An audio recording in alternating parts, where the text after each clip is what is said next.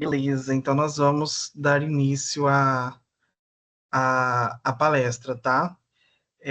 Será que a doutora Daiane já está aqui na sala? Já. Estou, e agora com o microfone melhor. Que bom! Então vamos começar então, tá? Primeiramente, boa tarde a todos e todas, tá? É com grande alegria e profundo agradecimento que nós vamos dar início à palestra Princípios do SUS aplicado ao autismo, tá? Encerrando esse mês de sensibilização com chave de ouro, né? Esse evento ele tem uma motivação especial que surgiu através como a finalidade de promover a conscientização, promover o conhecimento e a sensibilização dos trabalhadores, dos estudantes à temática, né? Nós agradecemos imensamente a direção do Hospital Regional de Cáceres, na pessoa do diretor Wellington, da doutora Daiane, da superintendente de enfermagem, a Luane. Agradecemos também uma parceria sólida entre o Centro Acadêmico Estácio Fapam, na pessoa da reitora Carolina, da pró-reitora de graduação e pós-graduação, Ana Carolina, e também não podemos esquecer da Escola de Saúde Pública, que viabilizou todos os trâmites para que essa palestra possa estar sendo certificada, tá? Neste momento, eu vou dar a palavra para a doutora Daiane, para ela fazer uma abertura solene, e posteriormente nós vamos estar apresentando a nossa palestrante de hoje. Boa tarde a todos. Eu fico muito feliz, né, por termos essa oportunidade de conversar, de discutir, de falar sobre o Abril Azul, né, e sobre as pessoas que estão dentro do espectro autista. Então, a gente sabe que não é uma situação única, são várias, é um espectro, como já falo. E por conta disso, cada autista, ele é único. E nós, como sistema de saúde, a gente tem que enxergar isso, né, e tratar essas pessoas como seres únicos, que são diferentes, mas que não são melhores nem piores do que qualquer outra pessoa. E tem características próprias, né? O SUS fala da equidade, né? E a gente tem que promover a equidade a essas pessoas, né? Tem que entender. E eu estava ouvindo, assim, né, antes o Jonathan conversando, e uma coisa que me passou a mais na cabeça é que a gente precisa também ter um ouvido aberto para a família. Né? Alguns autistas, dependendo do grau, né, que eles têm dentro do espectro, eles são mais fechados.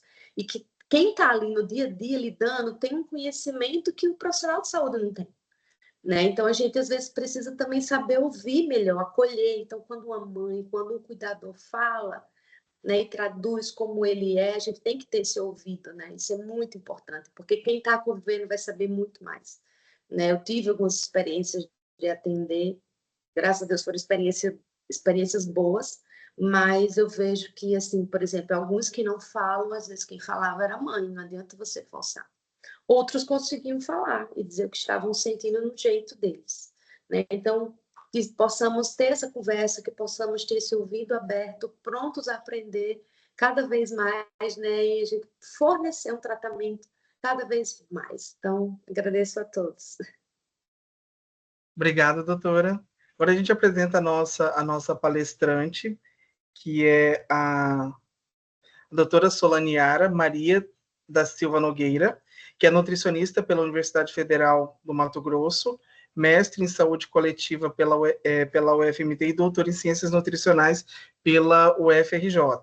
Ela é especialista em processos educacionais na saúde, com ênfase em avaliação de competência pelo Instituto Sírio-Libanês de Ensino e Pesquisa, atuou como avaliadora da Comissão Nutricional de Residência Multiprofissional em Saúde, CNRM-MEC, e atualmente é técnica da Secretaria Estadual de Saúde do Estado do Mato Grosso. Docente e orientadora nos cursos de pós-graduação da Escola de Saúde Pública do Mato Grosso, possui ampla experiência nas áreas da saúde coletiva, saúde mental, nutrição social, com ênfase nas temáticas de vigilância e saúde, epidemiologia, estado nutricional, saúde do trabalhador, autismo e aleitamento materno. Solaniara, seja bem-vinda. Bem-vinda ao Hospital Regional de Cáceres, bem-vinda a Cáceres, por mais que seja por videoconferência, fique à vontade, tá? Eu vou estar projetando a sua apresentação, qualquer coisa, assim, pode falar, pode passar, que daí eu passo a apresentação, tá? Fique à vontade, seja bem-vinda. Obrigada, Jonathan. Pode deixar que eu vou vou falar para você a hora que tiver que passar. Primeiro, eu gostaria de agradecer, né, imensamente o convite que foi feito pela Daniela Bernardes, agradecer a toda a equipe, né, do Núcleo de Educação Permanente, o Núcleo de Qualidade e Segurança do Paciente do Hospital Regional de Cáceres, agradecer a Daiane, né, e a toda a equipe, tendo, né, pela Daiane, o agradecimento a toda a equipe do Hospital Regional. Já estive no Hospital Regional algumas vezes e fui muito bem acolhida, como estou sendo acolhida aqui, e agradeço imensamente o convite e parabenizo o hospital por essa iniciativa. Nós, enquanto servidores, né, da Secretaria Estadual de Saúde, eu trabalho na SES há 20 anos, a gente vem acompanhando todo esse processo, né, de sensibilização, de mobilização em relação à neurodivergência, e eu tive a grata, né, felicidade de ser coordenadora da primeira especialização em atenção à saúde da pessoa com autismo pela Escola de Saúde Pública. Nós temos 31 especialistas aqui em Mato Grosso, e o estado de Mato Grosso foi pioneiro, né, nessa iniciativa, e a gente tem tentado trabalhar com essa temática já há algum tempo, tanto profissionalmente como pessoalmente, porque eu sou uma pessoa implicada no processo, que sou mãe atípica, além de profissional da saúde, e melhorar, né, a assistência, né, e o cuidado a esses pacientes, a essas pessoas. Então, eu vou falar um pouco sobre essa temática, voltada mais para aplicação, né, para aplicabilidade dos princípios do SUS no sistema hospitalar, para que a gente possa ter esse olhar mais acolhedor, garantindo, assim, o cuidado, né, especializado dentro do hospital regional. E vocês podem perguntar, né, fazer perguntas pelo chat, a gente vai responder. Eu quero que seja uma conversa, né, e a gente esteja aqui num ambiente entre amigos, né, para que a gente possa minimizar e tirar todas as dúvidas que eu puder, né, tirar nesse momento. Pode passar, Jonathan. Então, para começar, nós precisamos entender um pouco essa lógica, né, do autismo.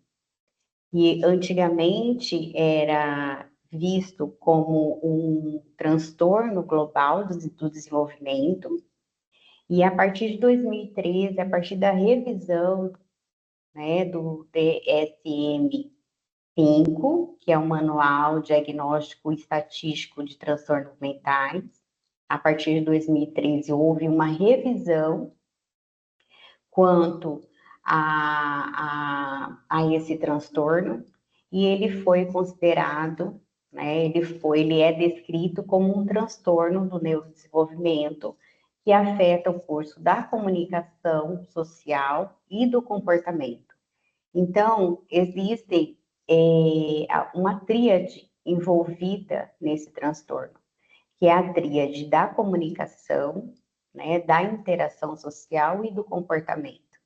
Comportamento aí, né, com base dessa alteração neurológica, porque o cérebro do autista, ele tem um funcionamento diferente do cérebro, né, dito típico, vamos dizer assim.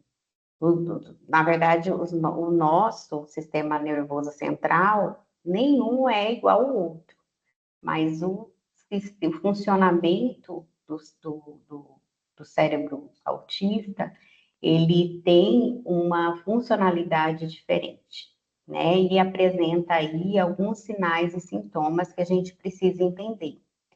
eles têm uma resistência maior ao toque, né? Eles têm uma agitação maior, né? Falando um pouco do comportamento.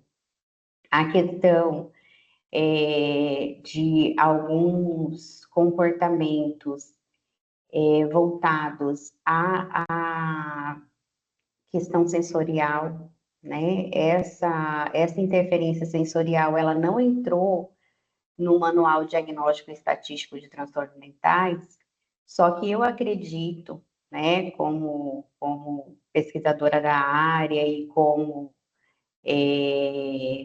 estudiosa, que as alterações sensoriais, elas, daqui a um tempo, elas serão também consideradas como critério diagnóstico, porque elas afetam sobremaneira a vida, né, a qualidade de vida dessas pessoas. Então, é preciso considerar também essas questões sensoriais. E um dos sinais, né, do autismo, do comportamento, é voltado para essas alterações sensoriais, tá? Mas a gente precisa entender que o autista, ele é único, né? E o espectro, ele é amplo. E cada pessoa, ela vai apresentar características diferentes de uma para outra. Então, a gente tem que considerar, né, essa abrangência do espectro. E eu queria falar também sobre essa questão da classificação internacional. Eu falei do manual diagnóstico, mas o manual diagnóstico, ele traz essa descrição, né, do transtorno, mas junto com essa classificação, nós também temos o CID-11, né, que vem aí alinhar, junto com o Manual Diagnóstico e Estatístico, a classificação do transtorno. Pode passar, Jonathan. E para descrever, né, o transtorno, é preciso considerar os níveis de suporte. Então, o que são esses níveis de suporte, né? Por que a gente precisa considerar esses níveis de suporte? Porque a gente precisa planejar as nossas intervenções. E para planejar as intervenções é preciso conhecer o quanto essa pessoa ela precisa de apoio, ela precisa de ajuda. Então, isso é necessidade aí do suporte. E pelo DSM-5, né, ele traz aí a classificação de acordo com os critérios diagnósticos, classificando em níveis de suporte, que é o nível de suporte 1, né, onde a pessoa ela requer um suporte na dificuldade para iniciar e manter interações. Então, essa, acho que saiu, né, Jonathan? Oi?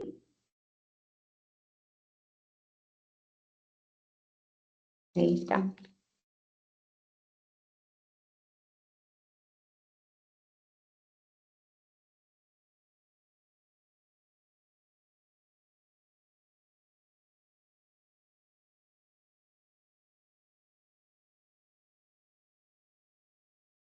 Oi, desculpa, acabou caindo aqui. Estou reproduzindo novamente, tá? Oi. A rede Oi. acabou. Oi, só, a rede acabou dando uma oscilada, aí saiu a apresentação. Estou compartilhando novamente, tá? Tá, não tem problema não. Então, eu vou falando sobre os níveis de suporte. O nível de suporte 1, né, a pessoa, ela requer aí um suporte especificamente mais na relação da interação social, né? Ele tem uma dificuldade aí para manter essa interação social.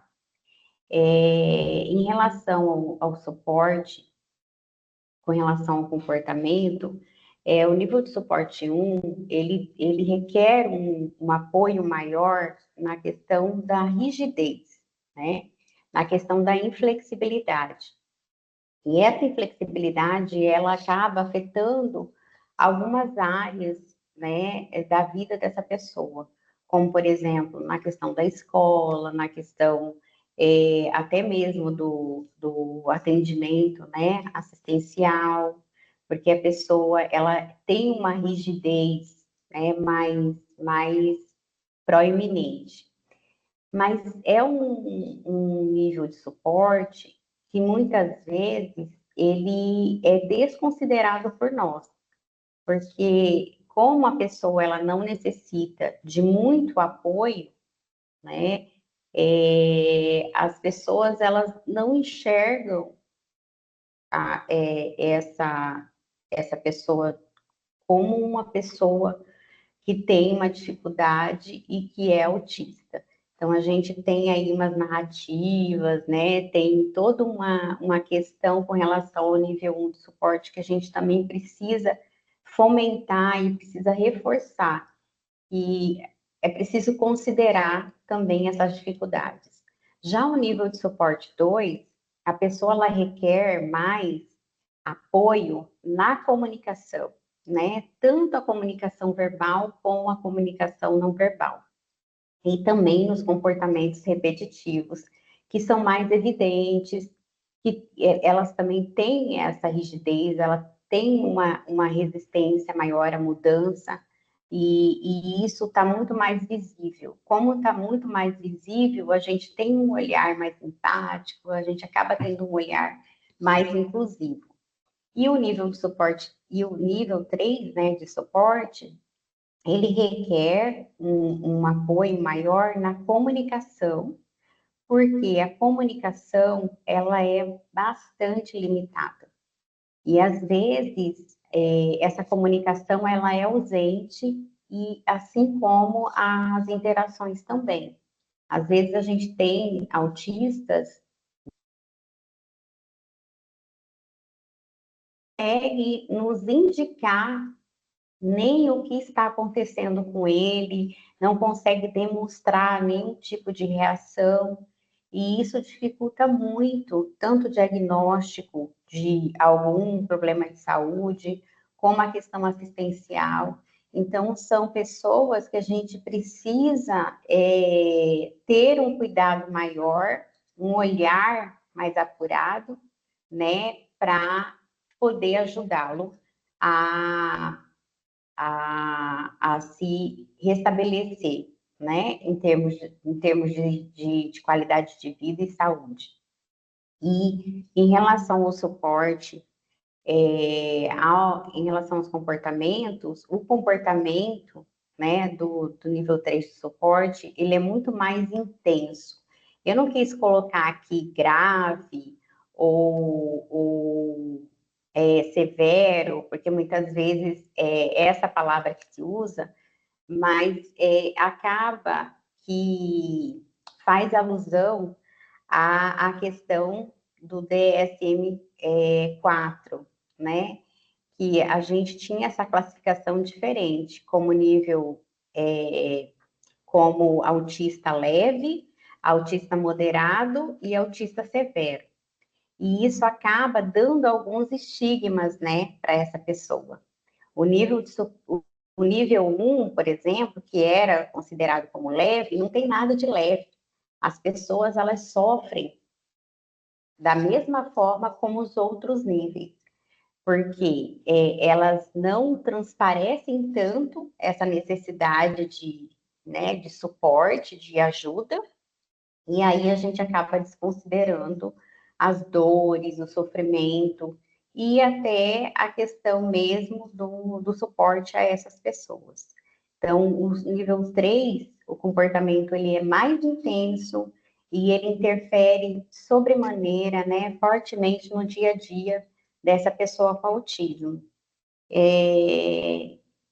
Afeta muito a qualidade de vida, como a Daiane falou, né, da questão da família, da família.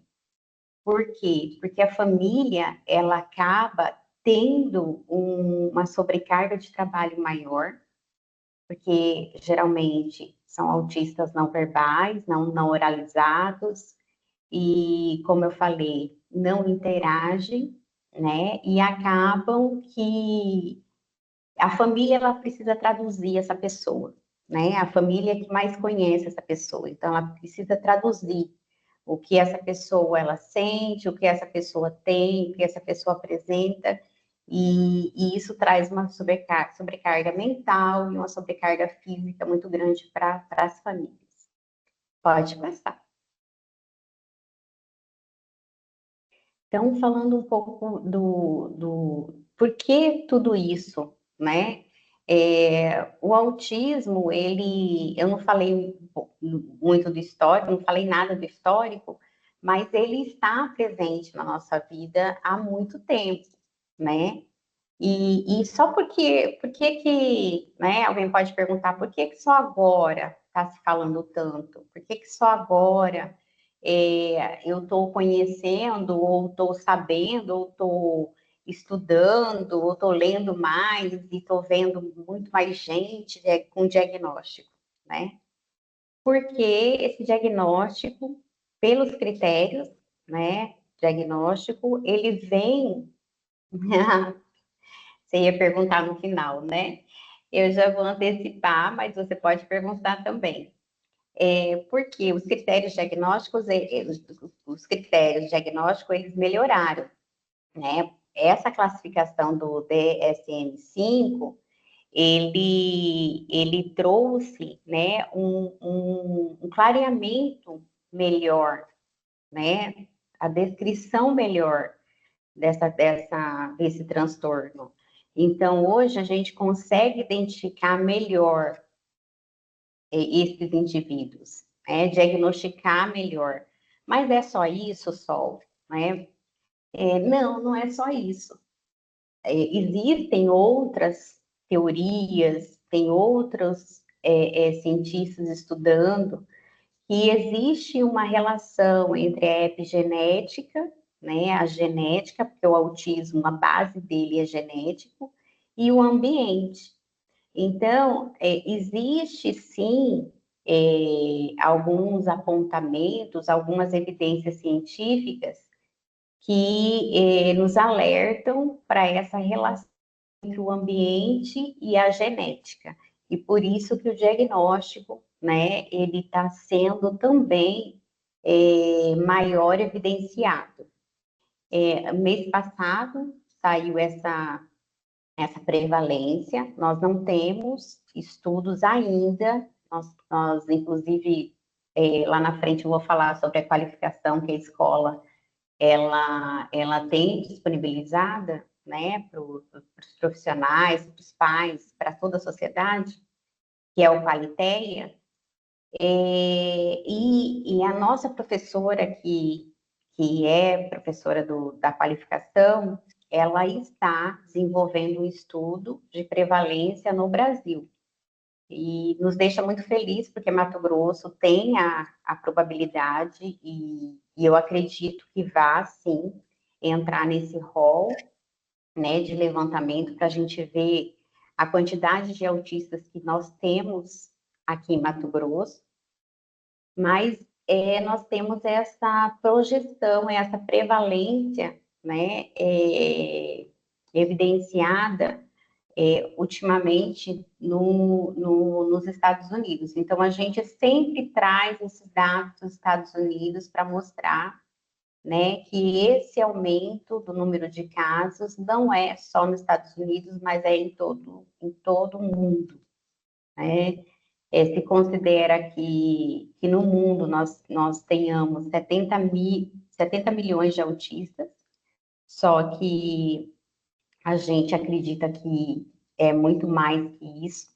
No Brasil, tem essa projeção de 6,9 milhões, mas isso é uma projeção, não é um número, né, vamos dizer, confiável ou cientificamente comprovado. E o Centro, né, de Doenças, de Controle de Doenças dos Estados Unidos, que é o CDC, ele divulgou mês passado que lá, um estudo que foi feito em 2022, eles apontam que a cada 31 crianças até 8 anos de idade, uma é autista. E a gente está vendo aqui por esse gráfico, né, que isso tem aumentado consideravelmente. Em 2004, nós tínhamos a cada 150 crianças até 8 anos, uma, né, era autista. Então, vamos analisar que depois de 20 anos, a gente tem essa relação, né, tão reduzida. E a tendência é que isso se reduza cada vez mais. Tem outros estudos no mundo, né, que têm apontado para esse aumento da prevalência e também tem apontado para essa evidência científica maior, né, dessa relação entre o ambiente, a genética e a epigenética, tá? Quem quiser conhecer melhor esse estudo é interessante, porque eles estratificaram essa população, então você consegue ver em qual estratificação por raça, cor, que isso é mais prevalente, por sexo, né, que a gente sabe que é mais prevalente em meninos do que em meninas. A cada 4 meninos, uma menina diagnosticada. Eu trouxe aqui a fonte, né, que é o link, que vocês podem baixar esse estudo e ler. E conhecer um pouco mais de como que isso é feito. Esse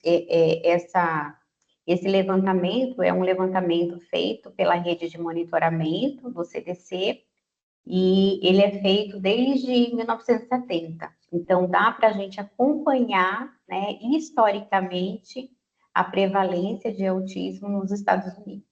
E a gente espera que isso um dia seja realidade aqui no Brasil.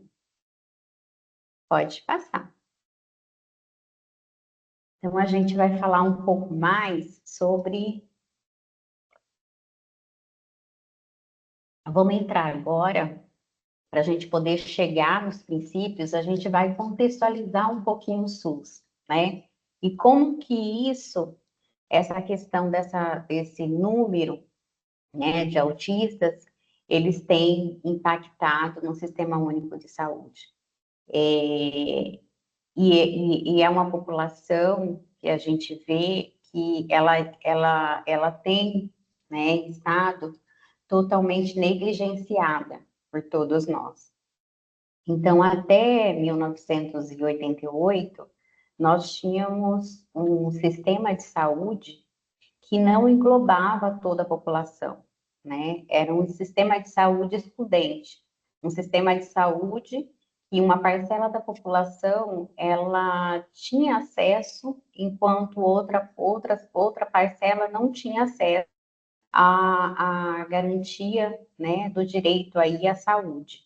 Então, a partir de 1988, a partir da Constituição, né, Federal, nós temos a garantia, no artigo 198, mais especificamente, a garantia do direito à saúde, né, de toda a população, e a partir da Constituição, a gente tem também descrito alguns princípios para que possamos entender melhor o funcionamento do Sistema Único de Saúde, para que possamos entender que rumo, né, que a gente vai, que rumo que a gente precisa caminhar. Então, os princípios e as diretrizes do SUS, eles nos norteiam aí para a nossa atuação e para os serviços, né, de uma forma geral. A construção do SUS, ela foi dada, né, de maneira popular, né, por meio dos profissionais de saúde, por meio da educação popular, de uma forma geral, por meio da conferência de 1986, né, a 8ª conferência. Então, a partir de uma luta aí social nós conseguimos, né, ter na nossa Constituição pautado um sistema inclusivo, um sistema que inclui a todos. Então a gente espera que o SUS, né, e que os seus princípios eles sejam realmente aplicados a toda a população, indistintamente. Pode passar, Jonathan. Então, entrando um pouco nos princípios, né, nós temos aí descrito na nossa Constituição e regulamentada pela Lei Orgânica, né, a Lei 8.080/90, os princípios doutrinários e os princípios organizativos. Eu vou falar mais a respeito dos princípios doutrinários, né, que são os princípios que são basilares, né, que dão aí a base, a sustentação do Sistema Único de Saúde. Não que os organizativos também não fazem esse papel, mas os doutrinários, eles nos norteiam, né, de forma mais direta. Os organizativos, ele está mais voltado para a questão da organização e da gestão mesmo do SUS. Tá? Então, nós temos esses princípios, que são 7 princípios, né? A universalidade, onde a saúde é direito de toda a população, indistintamente. Então, a gente precisa garantir a toda a população, sem discriminação, esse acesso, né? Esse direito à assistência à saúde, a integralidade, que é o atendimento, a assistência a esse indivíduo na sua totalidade, e aí tem que incluir todas as áreas, né? E olhar para esse indivíduo como um indivíduo inteiro, como um indivíduo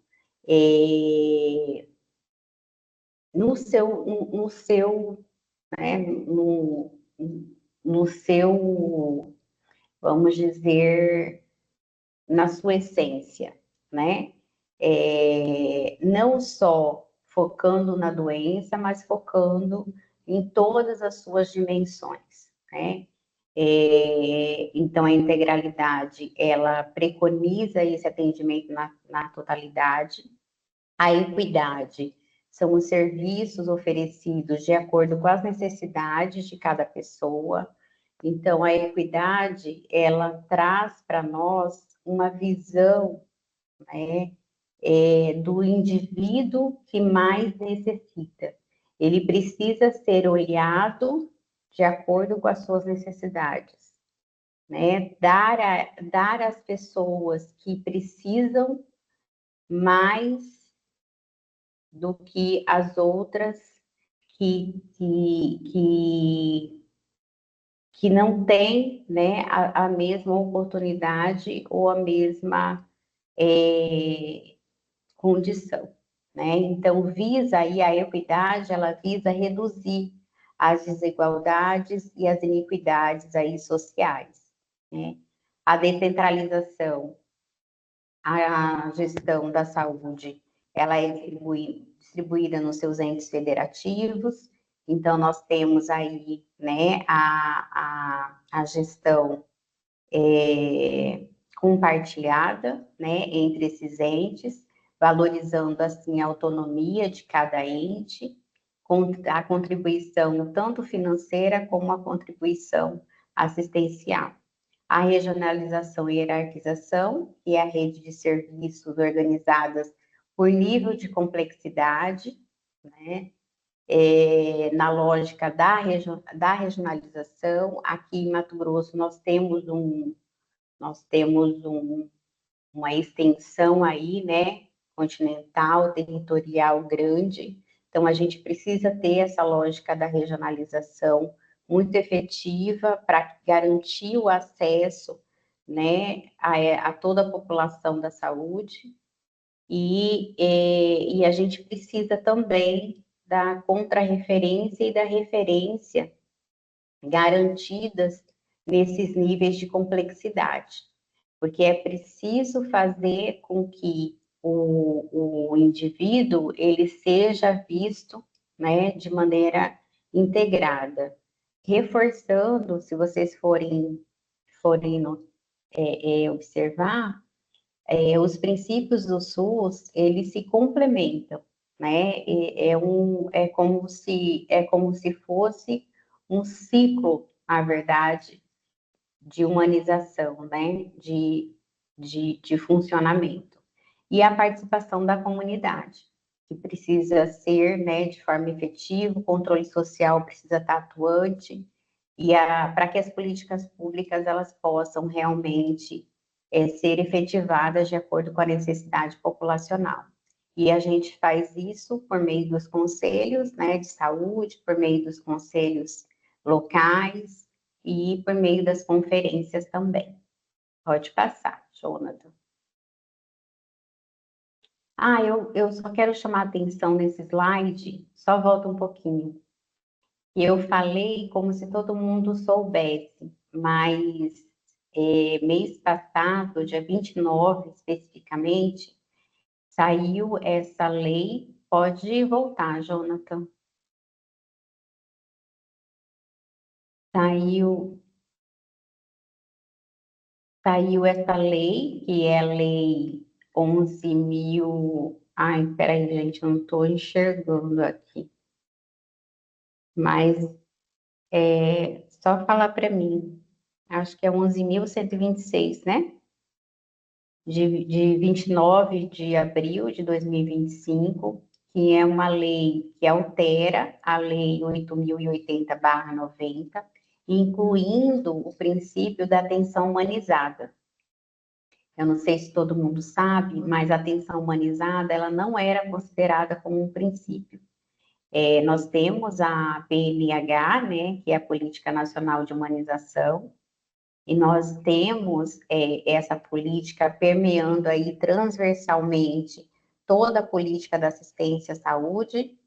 No entanto, essa política, eu até falei esses dias no encontro, que eu sentia falta, né, da política de humanização, como ela era vista e como ela era usada, né, nas nossas assistências.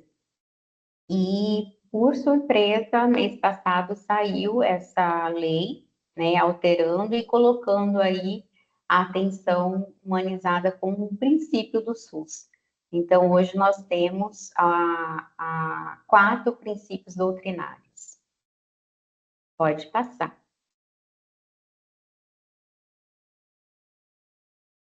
Então, como que a gente analisa, né, os princípios do SUS aplicados aí a essa população, né, a população autista? A Camila falou que não está vendo os slides. Então, como que a gente vê, né, como que a gente percebe a aplicação desses princípios a essa população? A aplicação dos princípios, né, principalmente os princípios doutrinários, eles precisam ser a base do cuidado a toda a população, independente da população.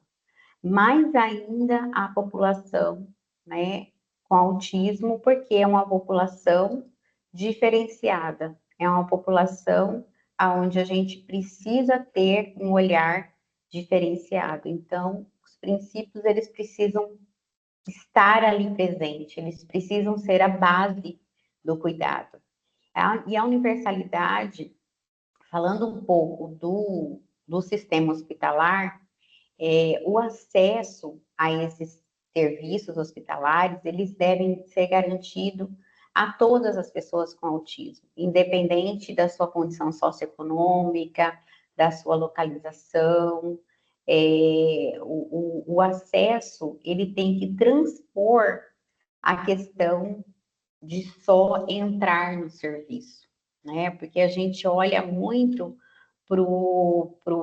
a pessoa ela teve acesso a determinado serviço, mas a pessoa ela permaneceu nesse serviço, ela conseguiu estar incluída, né, nesse serviço. Então, a universalidade, né, o acesso da universalidade, ele precisa ser garantido no seu sentido mais amplo do aceite, vamos dizer assim, né? Então, a população autista, ela precisa ser incluída de maneira de maneira que as necessidades delas sejam atendidas, tá? A integralidade, né, a aplicação da integralidade para essa população dentro do hospital, ela precisa ser articulada, né, ela precisa ter, né, o seu histórico ali dentro, o cuidado, né, de maneira completa, de maneira totalizada, né, desde o diagnóstico até os acompanhamentos, então fazer essa articulação entre os pontos, né, de atenção, para que o hospital possa entender um pouco mais dessa pessoa e também alertar aí para as comorbidades. Eu não falei antes, mas o autismo, ele vem muitas vezes junto com algumas comorbidades. E às vezes ele não é base, né? Ele não é um transtorno, vamos dizer assim, de base em uma pessoa. Ele é comorbidade. Assim como ele é comorbidade, ele também concorre, né? Ele tem aí, porque as comorbidades, vamos dizer, são transtornos, doenças que concorrem, né, a instalação na pessoa, e o autismo ele pode ser comorbidade para algumas situações, em algumas pessoas, e ele pode também, né, trazer consigo algumas comorbidades. Por exemplo, vários autistas, eles têm, né, junto, o transtorno do déficit de atenção e hiperatividade. Vários autistas também, na sua fase adulta, né, vários estudos apontam para isso, pode ter a questão da depressão, da ansiedade, né? Então, existe essa correlação e a integralidade, a aplicação da integralidade, ela precisa estar atenta a essas comorbidades, né? E às necessidades específicas desse indivíduo. A questão da equidade, o hospital, ele precisa adaptar o seu serviço e as suas práticas, né? Para atender às necessidades singulares de cada pessoa com autismo. Então, não adianta a gente achar que ele é autista nível 2, então ele vai precisar de um suporte.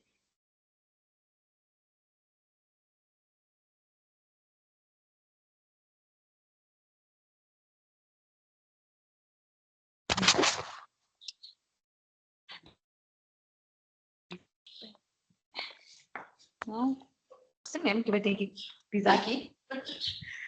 Oi. Casa sujo. Eu acho que tem alguém com o áudio aberto.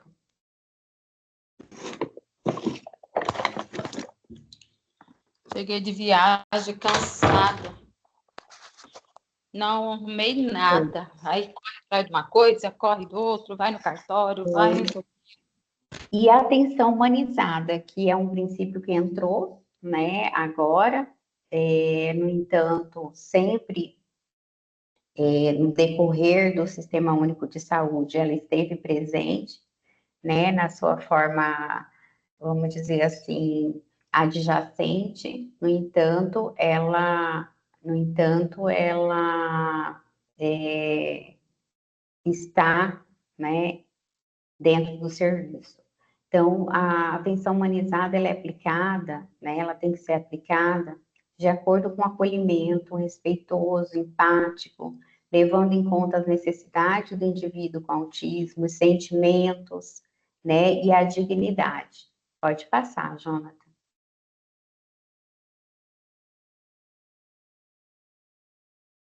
Jonathan?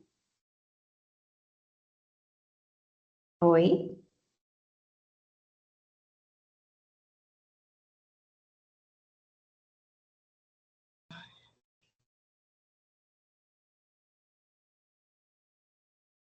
Então, vamos falar de uma forma mais prática, né, com relação à aplicação, né, a aplicabilidade desses princípios no ambiente hospitalar para as pessoas com autismo, né?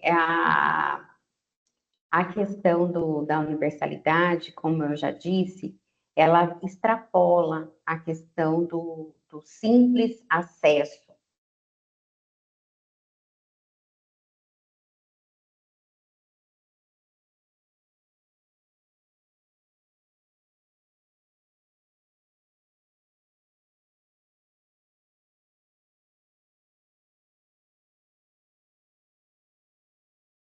Né, dando acessibilidade aos indivíduos com autismo, né? A acessibilidade, ela é necessária para que a gente possa cuidar e manter esse indivíduo dentro do serviço de saúde. Se a gente não eliminar essas barreiras, dificilmente a pessoa com autismo, ela permanece no serviço. Principalmente, eu estava falando antes com o Jonathan, a gente não olha muito para a questão física, mas precisa olhar, né? Porque nós temos outras deficiências além do autismo que necessitam, né, da eliminação das barreiras arquitetônicas, e a gente quer sim um mundo mais inclusivo, mas a gente tem muita dificuldade na eliminação das barreiras atitudinais, que são as pessoas que não conseguem olhar para o outro da maneira equitativa, né? Não consegue fazer com que exista aí, né, uma comunicação mais efetiva. E como que a gente pode eliminar essas barreiras? De que forma que a gente pode eliminar essas barreiras? De que forma a gente pode manter esse indivíduo dentro dos nossos serviços e aplicar aí a universalidade de fato e de direito, né? Fazendo com que o ambiente ele seja mais humanizado possível, né? Fazendo com que o ambiente considere as questões sensoriais que afetam essa pessoa. A questão é da comunicação em termos de dar acesso às tecnologias assistivas, que são recursos, né, que nós temos disponíveis, que podem melhorar a comunicação e dando qualidade, né, na comunicação desses indivíduos. E uma coisa eu quero chamar a atenção aqui, principalmente da aplicabilidade, da universalidade ao acesso, a questão do agendamento facilitado. O autista, ele tem urgência, então não dá para a gente ficar com um autista na regulação por 2 anos, 3 anos, 4 anos, uma fila de espera, porque a gente perde a oportunidade. E nós precisamos dar qualidade de vida a esse indivíduo. E para dar qualidade de vida a esse indivíduo, a gente precisa ter um momento oportuno de intervenção. E para ter um momento oportuno de intervenção, a gente precisa facilitar o acesso, né? A gente precisa aí facilitar esse agendamento. E também um outro ponto de permanência desse indivíduo no serviço é a redução do tempo de espera na sua assistência, no seu atendimento.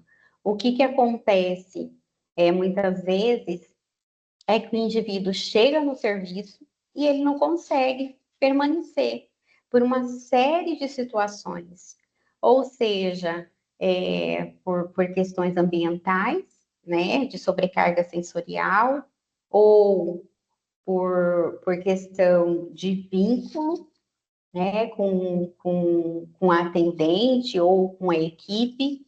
É um outro ponto que a gente precisa também discutir. Se o João, vamos exemplificar, ele criou vínculo com a Dona Maria, e a Dona Maria, ela pode estar, né, naquele momento ali, auxiliando o João, a gente precisa fomentar e fortalecer esse vínculo, para que quando o João vier ao serviço, a Dona Maria, ela esteja disponível para atendê-lo e ele se sinta mais confortável e seguro dentro do serviço. Então, isso é a aplicabilidade da universalidade no ambiente hospitalar para as pessoas com autismo. Pode passar, Jonathan. E quanto à aplicabilidade da integralidade do cuidado, Sol? Como eu já falei, né, a aplicabilidade da integralidade, ela precisa considerar os pontos de atenção, ela precisa considerar essa interlocução com os pontos de atenção, porque esse indivíduo, ele pode chegar em um hospital, por exemplo, com uma gastrite. 80% dos autistas, e geralmente a gente acaba dando, né, responsabilizando, né, vamos dizer assim, o autismo como o grande protagonista aí de qualquer problema, qualquer alteração que essa pessoa com autismo tem, e muitas vezes é algo clínico que ele não consegue demonstrar, que ele não consegue verbalizar, que ele não consegue dizer o que está acontecendo. Então, ele chega no serviço, e se o serviço ele não souber que esse indivíduo ele está sendo assistido num SER, num CAPS, e ele tá sendo assistido de forma adequada, e ele está estável, e ele está, vamos dizer, né, no seu pleno desenvolvimento aí neurológico, ele não vai saber que aquilo pode ser clínico muitas vezes, né? Ele vai ter que ter um esforço muito maior, fazer um esforço muito maior para chegar a esse diagnóstico, ao invés de fazer essa interlocução com os pontos de atenção onde esse indivíduo é assistido. A questão também da integralidade, ela perpassa por outras áreas, não só a área da saúde. Eu sempre falo que o autismo ele é muito complexo, né? A gente nota que ele não acontece da mesma forma nos indivíduos, que existem outras questões além do sensorial, como vocês viram, as comorbidades, ou ele como comorbidade. Então, é uma complexidade. E para atender essas necessidades, essa complexidade, a gente precisa acionar outras áreas. Por exemplo, a área, né, assistencial, a área educacional, porque esse indivíduo, ele precisa não só daquela assistência, daquele cuidado ali naquele momento, ele precisa de um cuidado contínuo.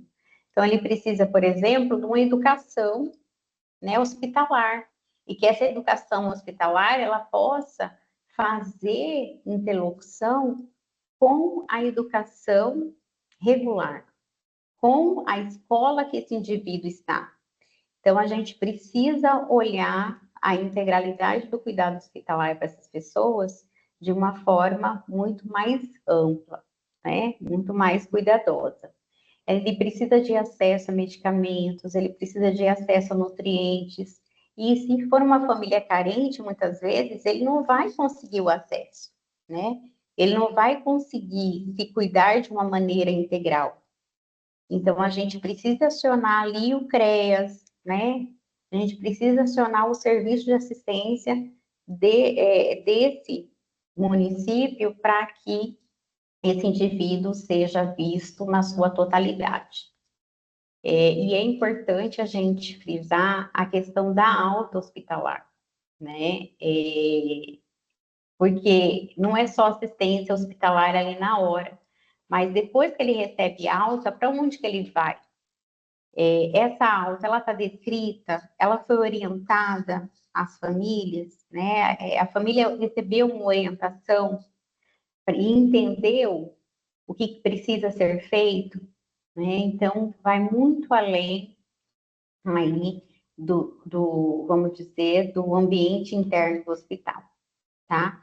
E a gente precisa, nesse momento que esse indivíduo está no ambiente hospitalar, a gente precisa dar um suporte psicológico, tanto para esse indivíduo como para as famílias. As famílias, elas precisam ter esse apoio, porque a gente fica tão fragilizado e tão seguro, porque é um ambiente diferente para a pessoa com autismo. Então, a gente sempre está naquela expectativa que algo vai acontecer, né? Algo vai dar errado, porque é um ambiente que ele não conhece, é um ambiente que ele não está habituado. Então, o apoio psicológico para essa família é de extrema importância. Pode passar. E aqui a gente chega num princípio que eu falo que é um dos mais importantes, né, dentro do SUS, e que muitas pessoas elas acabam desconsiderando e dando, na verdade, uma importância irrelevante para a equidade, né? A aplicabilidade da equidade dentro do sistema hospitalar é tratar o autista, né? Tratar o desigual, porque o autista é uma pessoa desigual na sociedade, porque ele tem as suas dificuldades, né? Ele é considerado uma pessoa com deficiência, ele tem as suas limitações, assim como tem as suas potencialidades também, tá, gente? A gente não precisa ficar frisando só essa questão da limitação e das dificuldades, mas é tratar o desigual, né, de forma desigual. Porque o que a gente escuta muito você precisa tratar ele como todo mundo, você precisa fazer com que ele se habitue, com que ele se sinta, né, como outro. E, na verdade, não tem como, né? Ele tem dificuldades que não permite com que ele seja, vamos dizer assim, se comporte, se comunique como outro. Então, é tratar desigualmente os desiguais. A gente precisa tratar desigualmente os desiguais. A gente precisa oferecer mais a quem mais precisa, né? Então, quando eu trago essas charges, eu trago justamente para mostrar que é difícil você falar para uma mãe, para um pai ou para um autista que ele precisa se adaptar, que ele precisa, você tem que se comportar como todo mundo. E não é, ele não tem condições, vamos dizer, para se comportar e para se comunicar como todo mundo, né? Ele tem uma dificuldade neurológica inerente à individualidade dele. Então, é impossível. E aqui nessa charge, o Senhor, ele pede para todo mundo subir na árvore. Então, o peixe, como que o peixe vai subir na árvore? Como que o elefante vai subir na árvore? Então, você esperar que o autista ele se comporte, né, da maneira socialmente aí aceitável, né, não, não é a melhor alternativa, porque ele não vai se comportar. Então, a gente precisa ter esse olhar, entender, e quando eu falo da equidade, para você aplicar a equidade no atendimento hospitalar, você precisa qualificar a sua equipe, né? A equipe, ela precisa entender que esse indivíduo, ele não vai ficar quieto quando você for, por exemplo, fazer um exame de sangue dele, né? Ele não vai ficar parado para fazer uma ressonância, para fazer uma tomografia. Ele pode entrar em crise quando ele entrar nessa sala para fazer esse exame, porque quando ele entra numa sala que tem, né, algum estranhamento, primeiro que muitas vezes a luz está apagada, né, o técnico está vestido de forma diferente, e isso vai assustá-lo. Ele pode entrar em crise por você não prepará-lo, não dar ali previsibilidade para ele, falar para ele o que ele vai ter que fazer, como que ele vai ter que ficar parado, né? Então, dar essa previsibilidade, orientar de forma clara, objetiva, faz todo sentido na aplicabilidade da equidade, né, no atendimento hospitalar para essas pessoas, tá? Pode passar. Então, eu quis reforçar essa questão da equidade, né, e considerando alguns aspectos. Então, a equidade, como eu falei para vocês, esses princípios, eles se complementam, né, é como se fosse um ciclo reforçando um ao outro. Então, aplicar a equidade, por exemplo, ao acesso à saúde, muitas vezes, enfrentar as barreiras, né, desse acesso. É exigir a remoção dessas barreiras dentro do hospital. Então, para exigir a remoção dessas barreiras, a gente precisa de algumas ações. E uma das ações é a qualificação dos profissionais, tornar o ambiente um ambiente mais confortável, um ambiente do ponto de vista, né, sensorial, o mais adequado possível, né? E a gente precisa aí, quando a gente faz isso, quando a gente aplica a equidade no acesso à saúde, a gente também está aplicando a universalidade. A gente também vai estar, né, nós, enquanto profissionais, nós estaremos aí fazendo com que esse indivíduo permaneça no ambiente. A questão do aspecto da atenção diferenciada, né, a aplicabilidade da equidade na atenção diferenciada.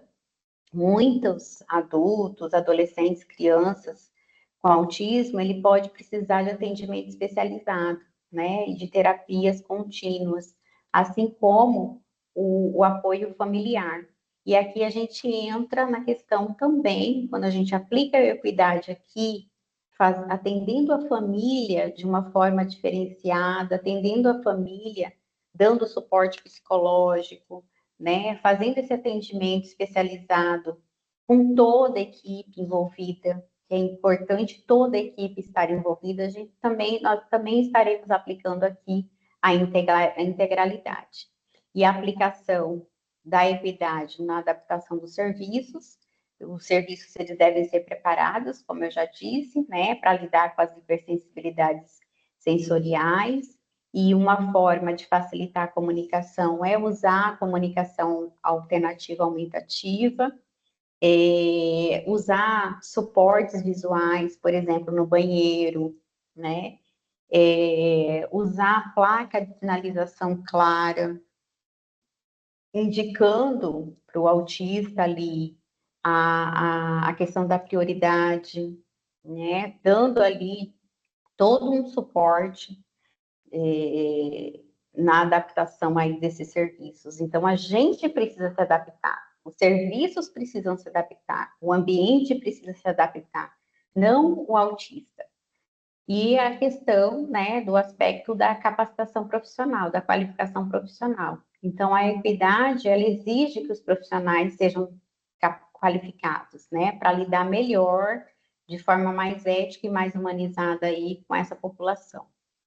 E na prioridade do atendimento, ela é né, aqui aplicada em muitos locais.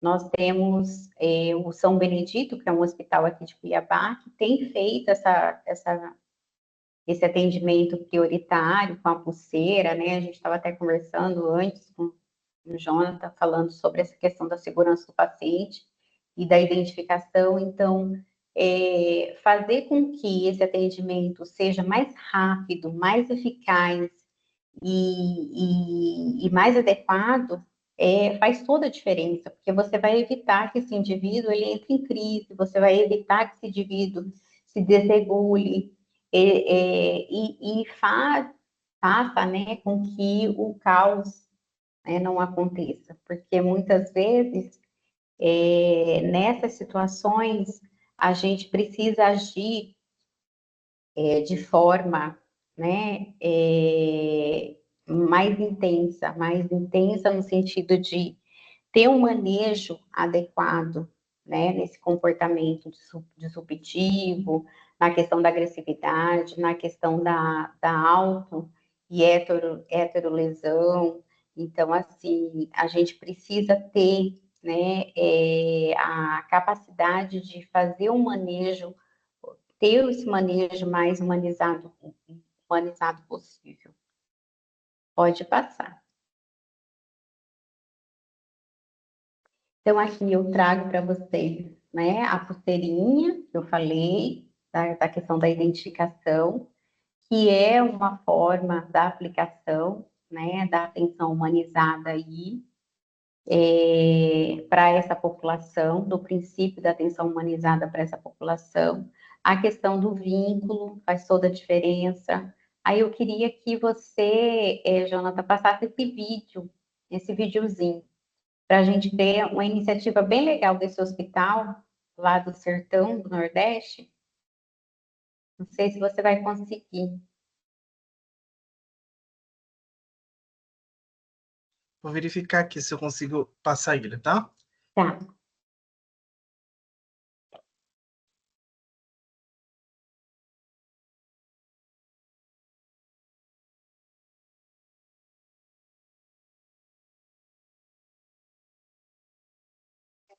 No Dia Mundial do Autismo, queremos falar sobre um tema essencial, o direito da pessoa autista no ambiente hospitalar.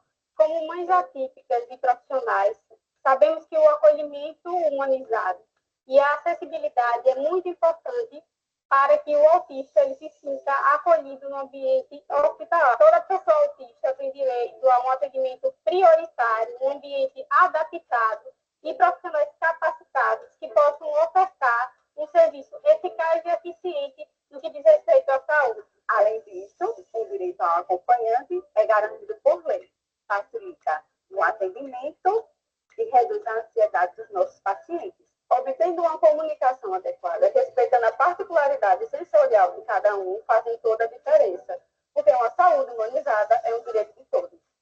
Se você é mãe, pai ou responsável por uma pessoa autista, exige os seus direitos. Juntos, podemos tornar um ambiente hospitalar mais inclusivo e acolhedor. O Agarrar reafirma o seu compromisso com a inclusão, proporcionando um ambiente com acessibilidade e respeito.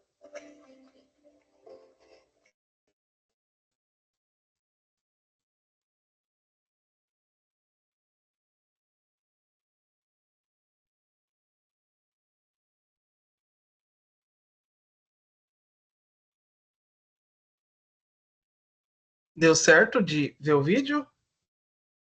Eu acredito que sim. Eu consegui ver e escutar, apesar de pequenininho. Mas está Maravilha. ótimo. É só para chamar atenção para alguns pontos, né? É uma iniciativa do Hospital do Sertão. Alguns pontos que eles abordam que eu acho importante. Principalmente a flexibilidade, né? Aí do ambiente, né, hospitalar, no manejo aí das crises, a questão do respeito ao nível de compreensão de cada pessoa com autismo, a questão da flexibilidade dos horários de exames e procedimentos, que a gente precisa também se atentar. Muitas vezes a gente pede para o autista ficar 12 horas de jejum. para alguns é extremamente difícil. E a gente precisa pensar um pouco nessa flexibilidade, né? Desses horários, desse jejum, como que pode ser feito, como que pode ser manejado, e olhar essa questão principalmente da família, né? Verificar aí com a família como que isso pode ser realizado de uma forma mais tranquila possível, né? Se assim a gente pode dizer. Pode passar. Então, essa é a aplicação, né, da atenção humanizada no atendimento. A gente pode estar aplicando um acolhimento respeitoso, a escuta ativa, tanto do indivíduo como da família, o ambiente adaptado, a questão da empatia, o vínculo, como eu já falei, a responsabilização, né? A gente precisa ter essa corresponsabilidade juntamente com a família, com esse cuidado com essa pessoa, a relação de confiança, a continuidade do cuidado, respeitando aí as diferenças, evitar aí os julgamentos, nós somos muito julgados, né? Tanto a pessoa com autismo, tanto a pessoa com autismo como os familiares, a gente, pela sociedade, pelos olhos da sociedade, nós somos julgados cotidianamente, porque a sociedade ela não compreende, né, que o autista ele não deve ser normalizado, né? Ele a família ela não quer a cura porque não existe cura, né?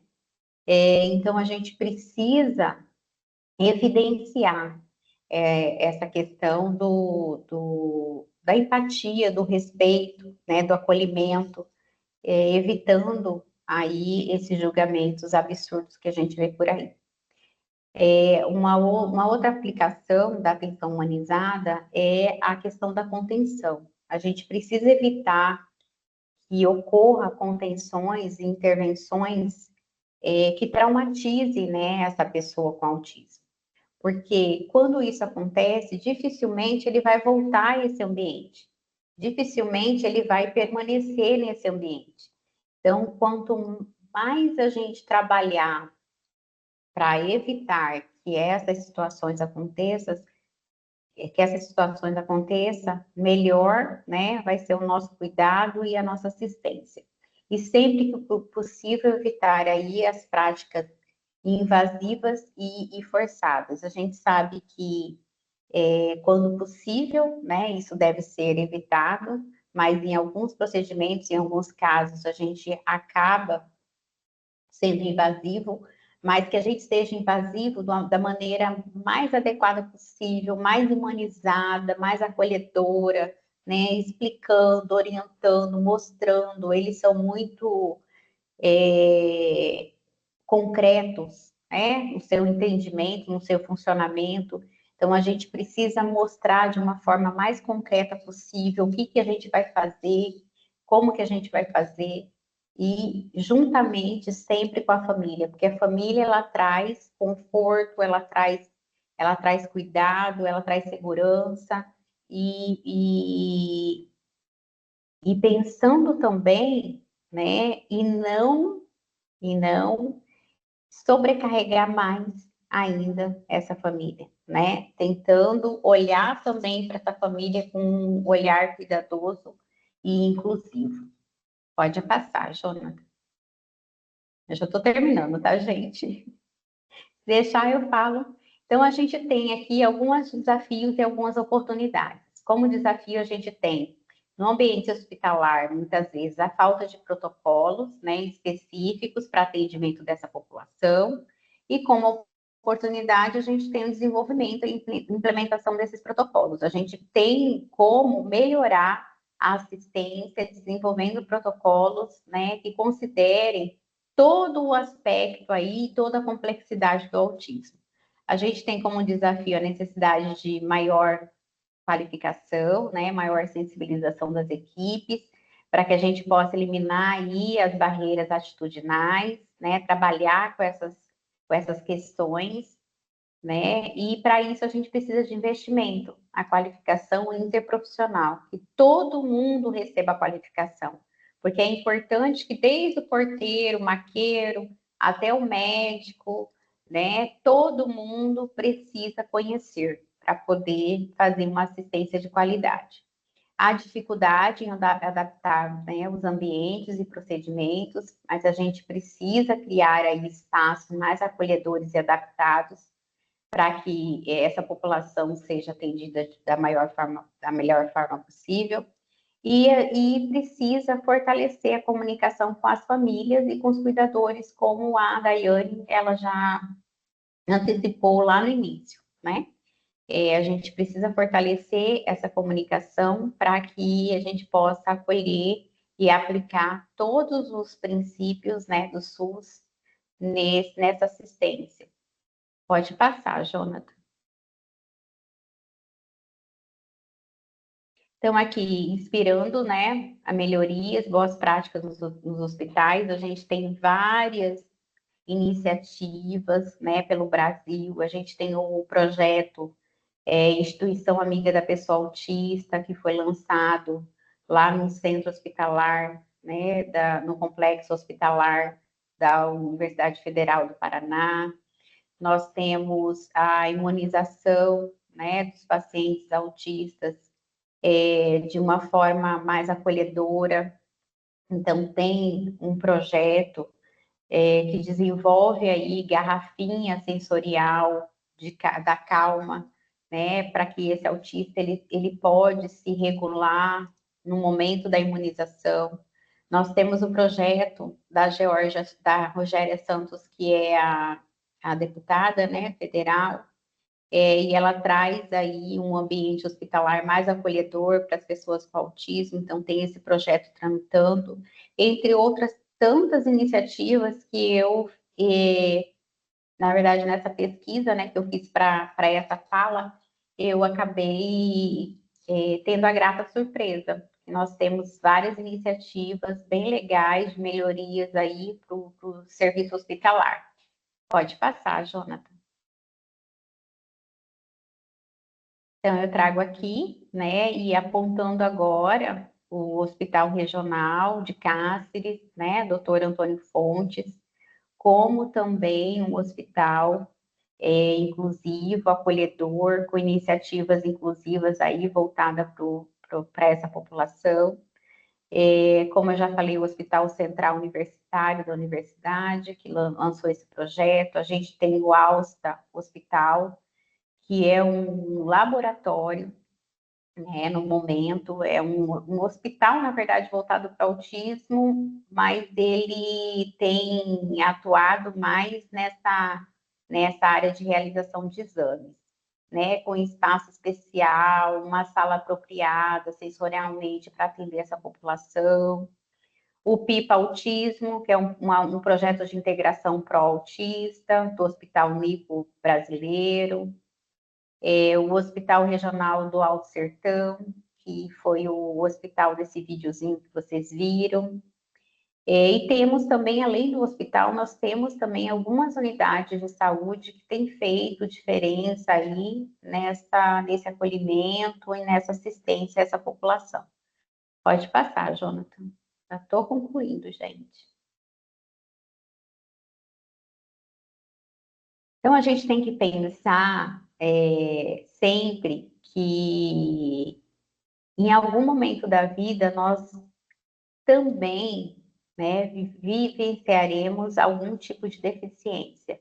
Guimarães, ele traz isso com muita propriedade no seu estudo, demonstrando que qualquer pessoa pode vivenciar uma deficiência em algum momento da vida. E a gente não pensa nisso, né? A gente não se atenta para isso.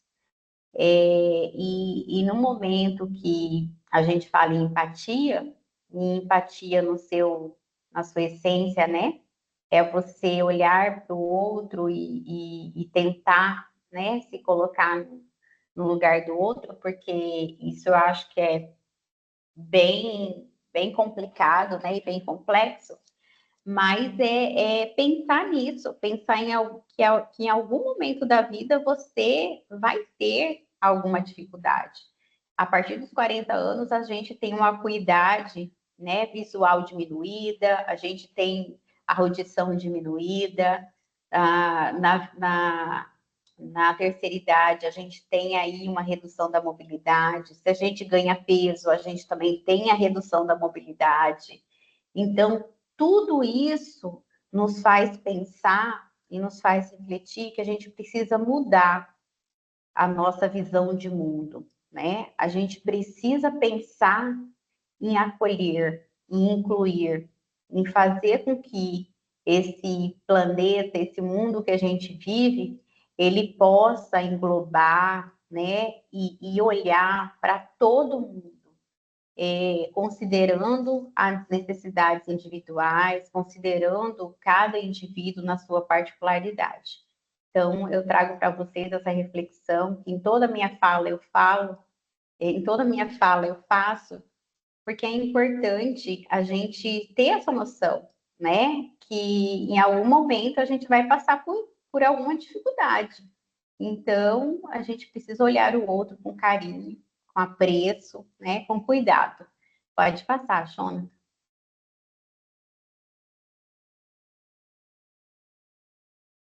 Jonathan? Então, assim, as minhas considerações, né? A gente tem que estar num rumo a um cuidado hospitalar mais inclusivo e humanizado. Esse é o rumo que a gente precisa tomar. E para a gente tomar esse rumo, a gente precisa considerar os princípios do Sistema Único de Saúde, porque eles são fundamentais aí na organização, no funcionamento do SUS, né? E quando eles estão aplicados às pessoas com autismo, ele traz garantias que essas pessoas elas recebam o cuidado, né, equitativo, o cuidado adequado, o cuidado que realmente considera o indivíduo, né, as suas necessidades específicas. E dada a complexidade e a diversidade das manifestações do autismo, como nós vimos um pouco aqui, é fundamental que o sistema hospitalar ele esteja preparado para oferecer esse cuidado integral humanizado. E para ele estar preparado, a gente já deu algumas dicas aqui de como o hospital ele pode, né, se preparar para atender esse público. Né? Que o hospital ele seja humanizado e que exista aí a equipe, né, ela possa ser qualificada para atender essas pessoas.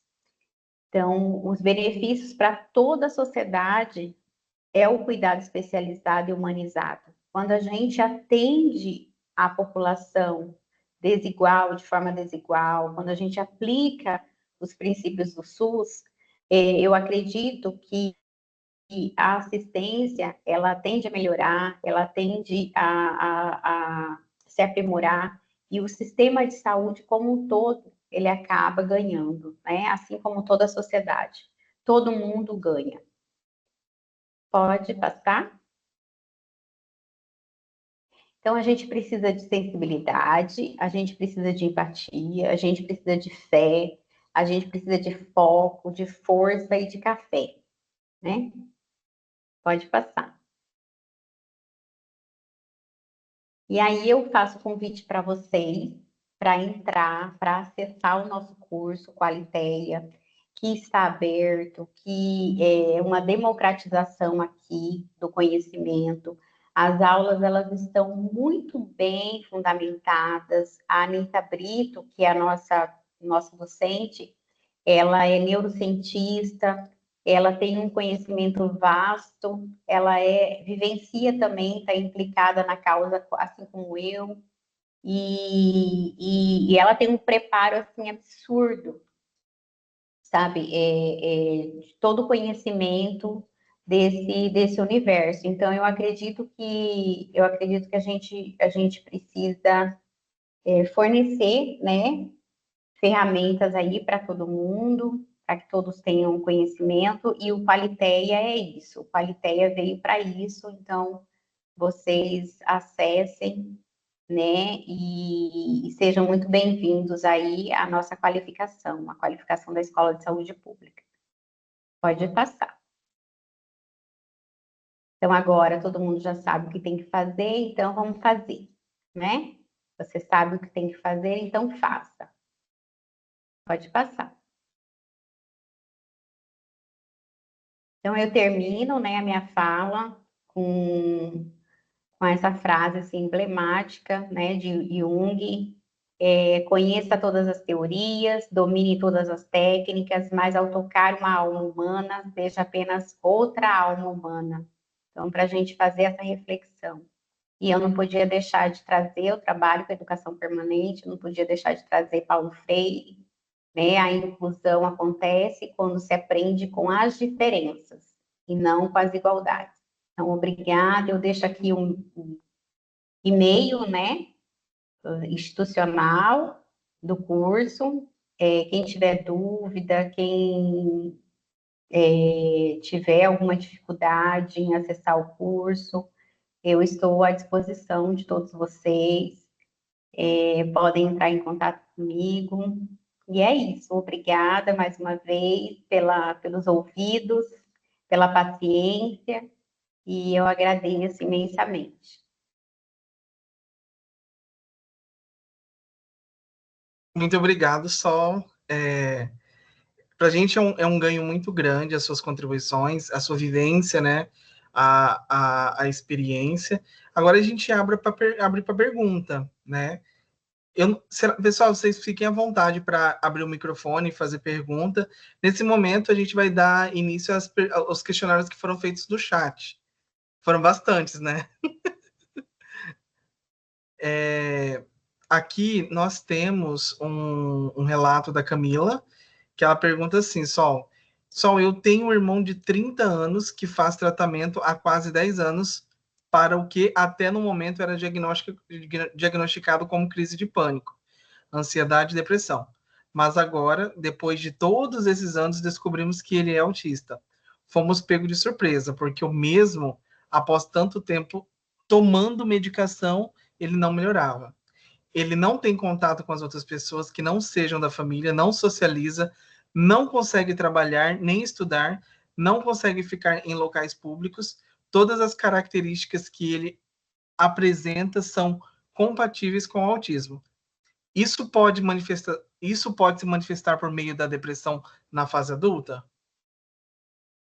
Sim, como eu falei, né, existem vários estudos trazendo essa coexistência do autismo aí e o desenvolvimento da ansiedade e da depressão. Muitas vezes o seu irmão, Camila, ele fez um esforço enorme para se adaptar, né? Se adaptar ao ambiente escolar, se adaptar ao ambiente familiar, né? E isso pode sim ter impactado, né? Mas tem uma relação também neurológica e com relação a substâncias, né? É, impactando aí a vida desse indivíduo e desenvolvendo não só depressão, como ansiedade e outros transtornos. Tem essa relação, sim. E é importante tratar, né, não só a depressão, não só a ansiedade, mas olhar também para essas questões do autismo, né? O que pode ser trabalhado agora, né, para melhorar, e pode ser trabalhado a base, porque a base é o autismo, né? A depressão, ela é comorbidade. Temos a pergunta do Henrique, que ele diz: quais são os locais de referência do SUS para atendimento com pessoas com autismo? Então, nós temos duas políticas, né? Duas políticas, assim, que a gente chama de políticas mães, que é a rede, né, psicossocial, e é a rede de cuidado da pessoa com deficiência. Então, o autismo, a partir de 2012, ele é considerado como uma deficiência, né, pela Lei 12.764, de 2012. Então, a partir dessa lei bereniciana, o autismo ele entra na rede de cuidado da pessoa com deficiência.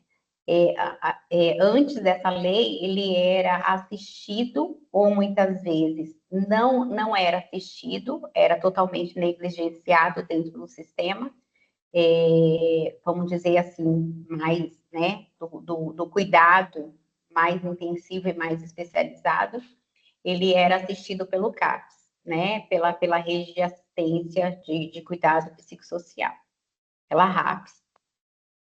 Então, são essas duas redes, né, vamos dizer assim, que assistem de maneira mais intensiva e especializada a pessoa com autismo. Mas o sistema como um todo precisa, né, entender esse indivíduo, porque a gente não precisa de um ponto de atenção único para assistir. A unidade, a gente sabe que a unidade de atenção primária, né, hoje ela é ordenadora do Sistema Único de Saúde, então ela precisa atender essa população. A gente não pode também, eu sempre falo, às vezes a gente quer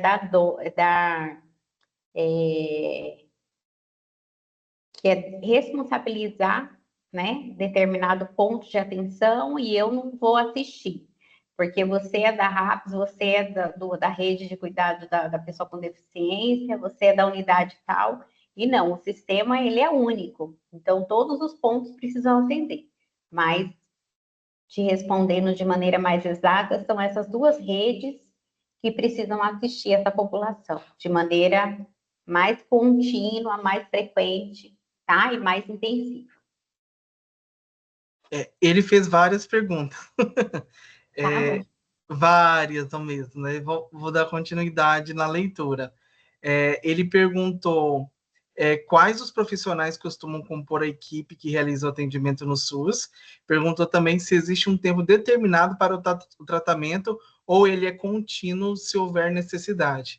E há alguma diferença no atendimento dependendo do nível de suporte que a pessoa autista precisa? E ele encerra com a última pergunta. Como é feito o encaminhamento para o atendimento pelo SUS após o diagnóstico? Vixe, Maria, será que eu vou lembrar de tudo? Mas, assim, eu vou iniciar com a questão da equipe. A equipe, ela é composta por todos, né? A gente precisa responsabilizar todos os atores, né, pela assistência a essa população. Mas eu vou ser mais objetiva. Por exemplo, no CER, que é o Centro de Referência Especializado, e compõe a rede de cuidado à pessoa com deficiência, a gente tem a equipe da enfermagem, tem nutricionista, tem terapia ocupacional, tem fonoterapia, esses profissionais, eles precisam atender essa população de forma contínua, né, e intensiva. Como você perguntou, esse tratamento, né, essa assistência, ela precisa ser contínua. Mas, infelizmente, pelo número que nós temos de autistas, nós não conseguimos.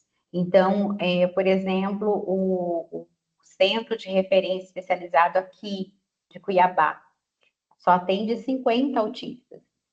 E se você for ver, se você for fazer a projeção, em Cuiabá, a gente tem de 11 mil a 13 mil autistas. Se a gente pegar a projeção de 1 a 2% da população ter autismo e aplicar essa proporção na população de Cuiabá, nós temos que ter em Cuiabá de 11 a 13 mil autistas. Agora, em um serviço, né, de referência, a gente só atende 50 autistas. Então, né, 10.955, vamos dizer assim, né, em vírgula tal, não são atendidos. E a gente tem, aqui em Cuiabá, com essa projeção de população autista, a gente tem só o CER do Planalto, que foi fechado, e agora o CER do Pascoal Ramos. Então, o número de serviços, de pontos de atenção, precisa ser ampliado. A gente entende que precisa ter maior investimento nesses serviços especializados, né, para atender essa população. Qual que foi a outra? A outra, ele perguntou como é feito o encaminhamento para o atendimento pelo SUS após o diagnóstico. Então, após o diagnóstico, após ele receber o diagnóstico, o ideal é ele ser encaminhado para esse serviço de referência, porque esse serviço de referência ele vai estar preparado com a equipe, né? Vamos dizer, teoricamente, preparada para atender esse autista. No entanto, a gente sabe, né, que o número de serviços e de profissionais é insuficiente. Mas você pegando encaminhamento, o ideal é você tentar entrar no serviço especializado para ser assistido. E a terapia, ela precisa ser contínua, por toda a vida, né? Apesar das pessoas falarem assim, mas quando há necessidade, eu concordo que em algumas situações não há necessidade, mas a alta, ela sempre precisa ser uma alta qualificada. Então, o que é uma alta qualificada? É uma alta assistida. Por exemplo, o Jonathan, ele recebeu alta do serviço, mas eu estou sabendo o que está acontecendo com o Jonathan. De vez em quando, né, eu vou até lá, de vez em quando o Jonathan vem aqui. Então, essa alta qualificada, ela precisa fazer parte dessa assistência, né, para que esse indivíduo ele seja frequentemente, rotineiramente, cotidianamente assistido pelo serviço.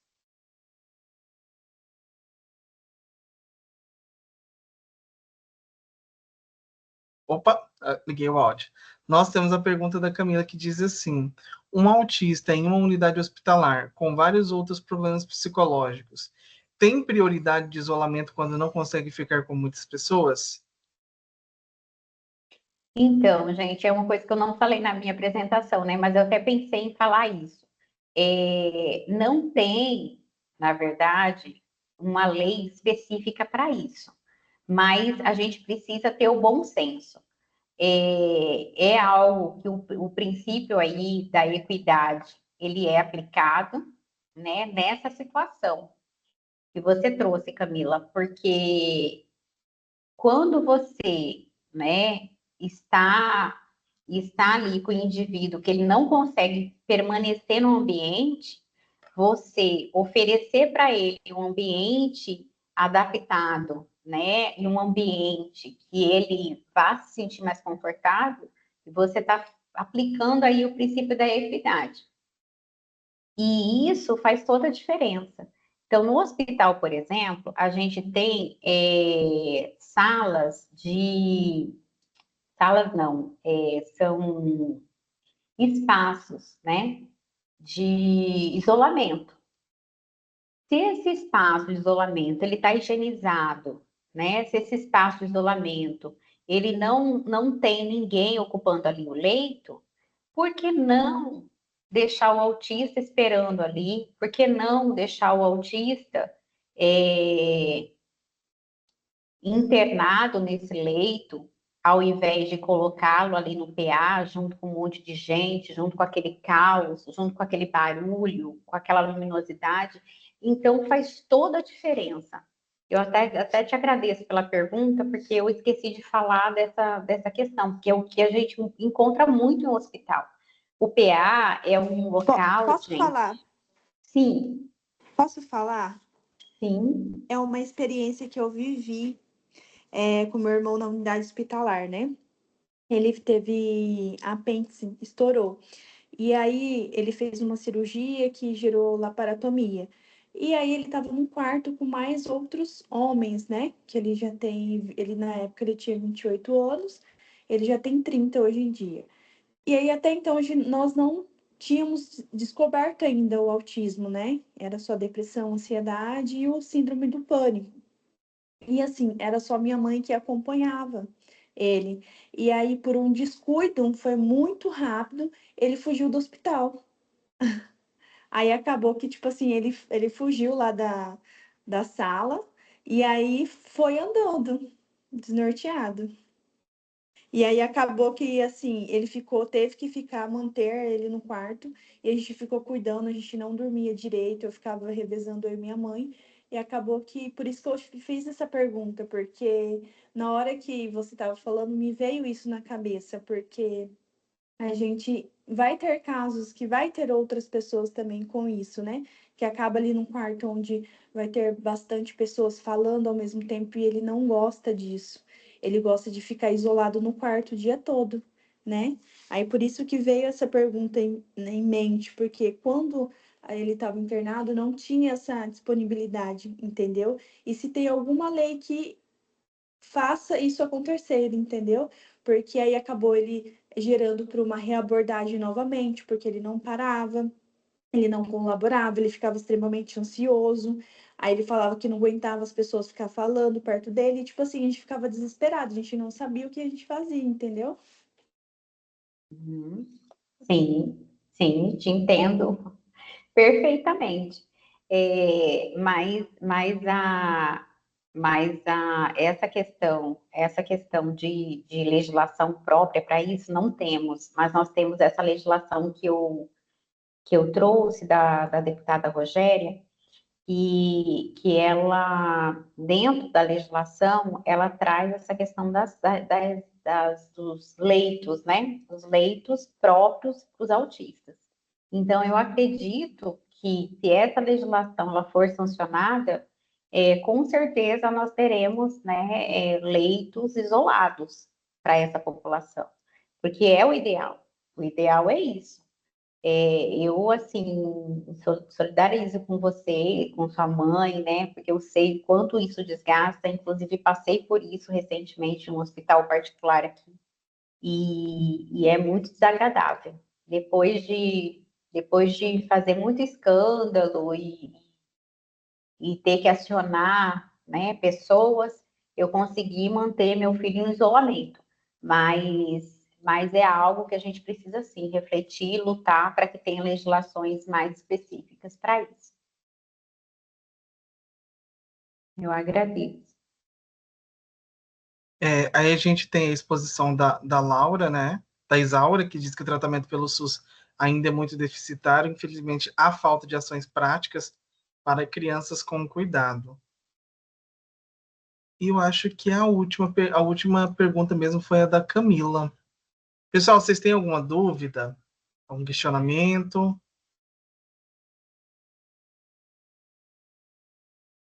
Acho que não tem mais. Não, né? Eu quero agradecer. Oi? Boa tarde. É o Sandro. Oi, Sandro. Tudo bom? Excelente palestra. Muito bom a iniciativa aí do Hospital de Castras, que eu conheço, que de vez em quando estou por aí. Mas eu queria fazer uma pergunta que talvez eu passe batido, que foi uma demanda de uma colega me perguntou. Aonde no SUS você consegue fazer o diagnóstico? Não sei se eu passei batido, assim, quais são os especialistas e qual o local, tipo aqui em Cuiabá, supondo. Não, na verdade, eu não falei a respeito, né? Eu não entrei muito nesses meandros, assim. Mas aqui em Cuiabá, nós temos o CER, né? Como eu já falei, é o Centro de Referência Centro Especializado de Referência, que é do Planalto, e no Pascoal Ramos, que nós temos psiquiatras lá. E nós temos o CRIDAC, que é o CER3, né, que é o Centro Especializado de Referência Estadual, que também faz esse diagnóstico. No entanto, eu já vou fazer uma crítica, na verdade, ao nosso sistema, infelizmente. No entanto, eles limitam a idade. Então, tanto no CRIDAC como no CER, eles fazem esse diagnóstico até 14 anos. Então, acima de 14 anos, ninguém mais é autista, né? Ninguém mais tem autismo. Então, é uma crítica que eu faço, porque não existe legislação que limita a idade, né, para dar laudo, para fazer o diagnóstico. No entanto, os nossos serviços, eles limitam. Então, lá no CER 3, no CRIDAC, que fica ali no Palácio do Governo, faz o diagnóstico, lá tem neuropediatra, né? E no Pascoal Ramos, né? Porque o CER do Planalto foi para o Pascoal Ramos, e nós estamos com 2 equipes lá. Então, eles estão fazendo o diagnóstico lá, mas tem esse limite de idade, que a gente precisa, uma das finalidades da especialização que nós coordenamos lá na Escola de Saúde Pública, era que a gente pudesse organizar essa rede, né, e tentar fazer com que isso funcionasse, né, e a universalidade acontecesse, né? A gente está falando dos princípios, mas nós não conseguimos, de fato, ainda implementar isso, então a gente vai precisar aí da força de todo mundo, né? Do número maior de pessoas. Em alguns municípios tem especialistas e o município conseguiu avançar. No entanto, Cuiabá, nós temos 6 especialistas e nós não conseguimos avançar, infelizmente. É isso. Isso. Obrigado. Alguém tem mais alguma pergunta? Obrigada, Sandro. O Sandro, gente, ele faz terapia ocupacional comigo, porque depois do doutorado me deu uma louca e eu agora estou fazendo faculdade de novo, né? Estou fazendo terapia ocupacional, porque é uma especialidade que a gente tem uma carência muito grande. E eu, enquanto profissional, eu vejo isso, né, no dia a dia, então a gente está aí, e se Deus quiser, eu vou trabalhar no SUS ainda como terapeuta ocupacional. Sim, sim. Isso. Tem mais alguma pergunta, pessoal? Boa tarde. Sim. Oi, Cristina, boa tarde. Boa tarde. Eu gostaria de saber com a senhora se tem alguma ONG em Cáceres para ter mais conhecimento, para ajuda, né? Porque isso é muito importante, as pessoas buscarem conhecimento e tentar de ajudar da melhor forma possível. Sim, obrigada, Cristiana, né, pela Sim, pergunta. Então, Cristiana, eu sei que tem a AMA de Cáceres, tá?